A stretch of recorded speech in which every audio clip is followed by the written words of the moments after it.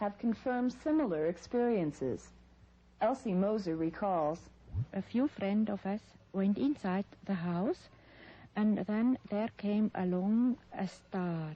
Billy got up from his chair and walked over the place and watched that little star, and I went too, and then that little star moved like this, and suddenly it grows to a big light, and off it went, away. And then we heard an aeroplane, and then Billy made this, and this meant he has to go to a contact. Then he put his shoes on and went outside here along this little road. And I could see him from there going down, but then a little later I walked and I couldn't see him anymore. Here, he wasn't there anymore. And then I saw the light going back after this way. Oh. Yes. One of these mysterious disappearances involved a member of our investigative team. They were all sitting there having coffee, and all of a sudden Billy jumped up, ran out that door there. Wendell ran forward, came to this door, ran outside. It was raining. Not very hard, but it was drizzling. Looked to his right, looked to his left. No Billy. Nothing. Oh. He went out. He disappeared. He disappeared. About an hour after that, the phone rang. It was Billy Meier. He was calling from Rila or one of the cities on the other side of the mountains. And he says, come and get me and bring Mr. Stevens.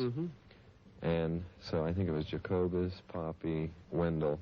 They jumped into at that time they had a green Volkswagen. They jumped into that, and they drove for about an hour, pulled into the small little village. There was a guest house there. Picked Billy up. He didn't have any mud on his boots, no water on his clothes. They brought him back here, and he said he had a contact. Oh, that's very strange. That's very Completely unusual. dry. Completely dry, no mud on his boots, nothing.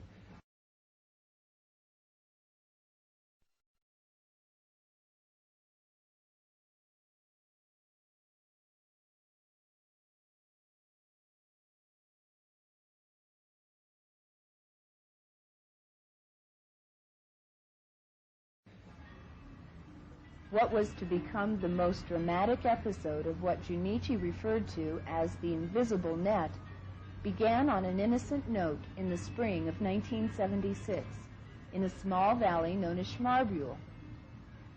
A demonstration had been underway for Billy to film and record the craft's sound when an uninvited visitor appeared.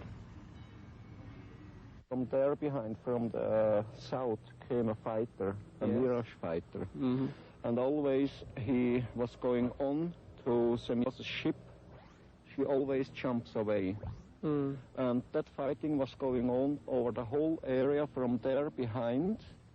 But always if the fighter comes near her, 100, 150 yards, then she jumps away. And after 20 minutes, she left.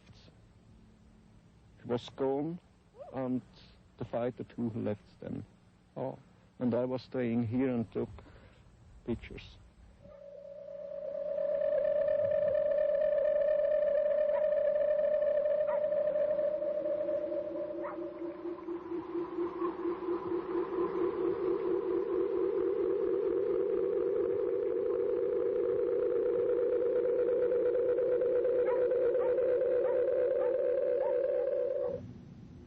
Tom Welch was coordinating the scientific research in the United States. He coded this photograph, the jet fighter scene, and turned it over to science investigator and computer analyst Jim Dilatoso. Jim had analyzed over a dozen of the Meier photographs, searching for strings, overlay, or double exposure trickery. None were found.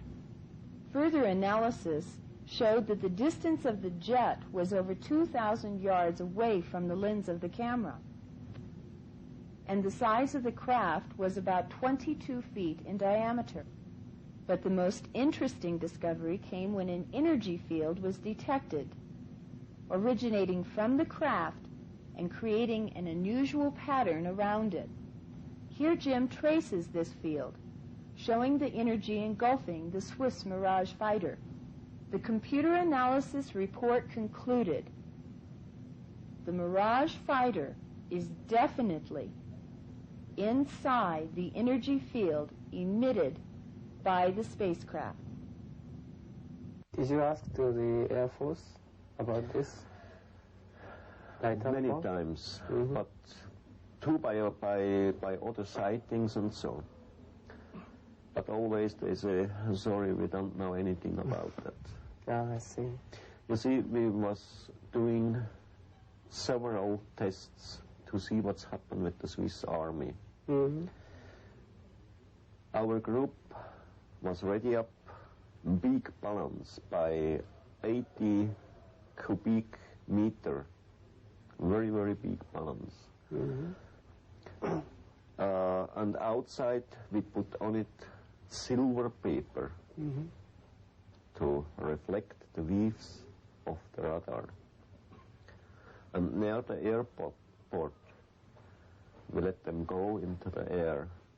And then we send the people from us to Air Force people to ask them if they have seen something on the radar or by their own eyes. No, nothing. It's usual answer for the Air Force. You see, today it's possible with computers to check up pictures, negatives, and everything, films. Of course, that's possible, but you see, you can't go over all the world to tell each human being this happened now on that way, that's now the truth. You can get the analysis from a computer, but to the people not will believe. Right, right. So if they see the ship by themselves, they get the picture, then for them it is true. But if somebody else get the picture, they say that's a fake only. Right, right. So did they tell you why they are not going to show up himself? I mean, themselves, you know, why they don't come visibly to the people? Yeah, you see, they told me different reasons. One of them is they thinks and means and says if they turn over the sky at day or night time and the people will see them, the earth people here, they will come to be afraid. Maybe they will turn over in their mind or something like that. And it will come a panic. The other thing, they say they have to be very careful about their own weaves from their own body and about the weaves from the earth humans. If they come together, they will turn over in their mind, because they are living in every case on a very much higher level than the people here.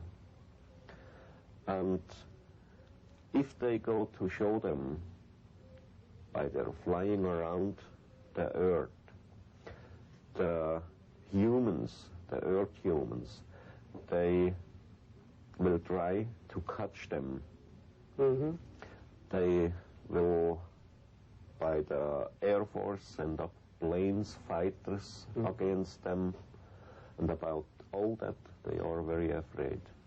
But I think they have, much better science than us, so they can, protect themselves from the Air Force attack. Yes, of course, that's very easy for them. But, you see, I think it isn't useful. Why they shall show them to the